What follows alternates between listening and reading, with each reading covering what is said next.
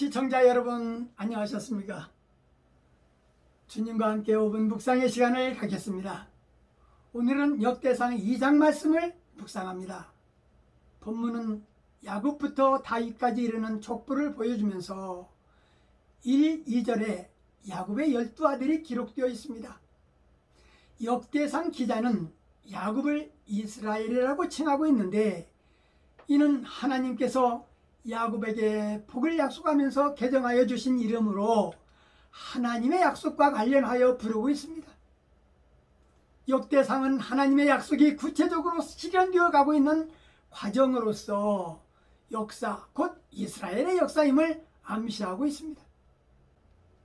본문은 다윗 왕가의 계보는 헤스론의 자녀까지 거슬러 올라가면서 역대기 기자는 오직 다윗 왕가로 집중되어 있음을 알 수 있습니다. 유다 지파의 계보를 통하여 다윗이 등장하는데, 유다의 후손 중에 다윗 왕이 나온다는 사실은 하나님께서 백성을 다스리게 하기 위하여 택정하신 왕족이 유다 지파임을 시사하는 것입니다.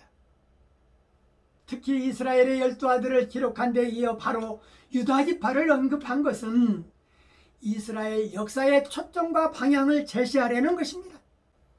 즉, 이 계보를 기록할 때 기자가 가졌던 관점은 누가 진정한 이스라엘의 왕이냐라는 메시아적 관점으로 요약됩니다. 메시아가 유다 지파에서 나오리라는 것은 성경에 여러 차례에 걸쳐서 언급된 사실입니다. 이런 하나님의 계획 때문에 하나님께서는 유다 지파에 대해 유다의 아들을 죽이신 이유는 하나님의 뜻을 가장 적극적으로 방해했기 때문입니다. 그러나 결국 하나님께서는 며느리 다말에 의한 비정상적인 방법을 통해서라도 유다 지파를 존속시켰습니다. 본문은 다윗의 9대 조상인 헤스론의 아들 갈렙과 수굽, 그리고 맏아들 여아림의 가계를 또 열거하고 있습니다. 이는 또한 아들 람의 가계, 곧 다윗에게 이르는 족보와 대조를 이루고 있습니다. 역대기 저자의 관심은 람과 갈렙과 여라무엘로 진행되다가 다시 여라무엘, 갈렙, 그리고 람으로 초점을 맞추었습니다.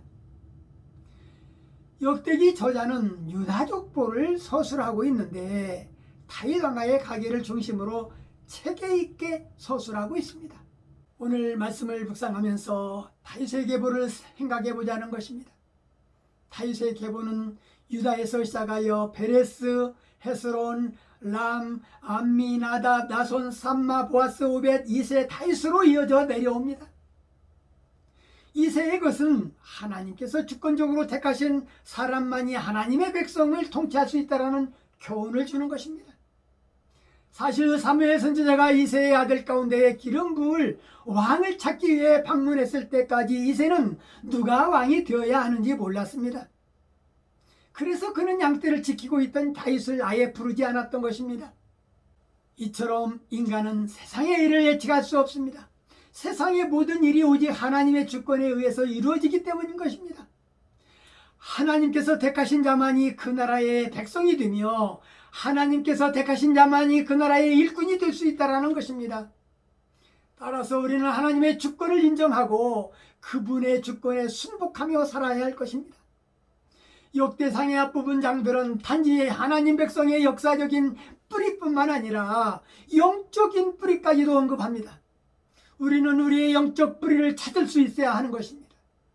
우리의 영적 유산에 있어서 누가 가장 중요한 사람인가? 그들 중에 누가 오늘날까지 여전히 살아있는가? 영적인 발견을 위해서 그들이 한 역할에 대해서 고마움을 표현할 수 있는 명백한 방법이 있는가? 생각해 보아야 할 것입니다. 본문의 이 족보가 유다 지파 중심으로 기록된 것은 누가 진정한 왕이냐고 하는 메시아적인 관점을 지니고 있음을 시사합니다.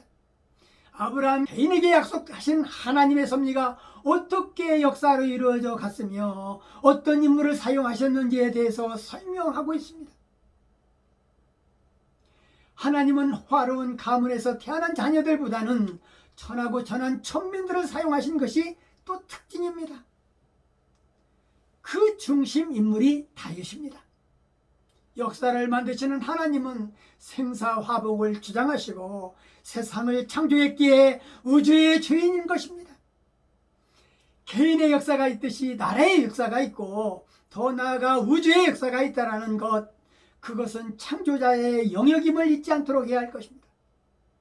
오늘 말씀 여기까지입니다. 시청해 주셔서 대단히 감사합니다. 내일 다시 뵙겠습니다. 안녕히 계십시오.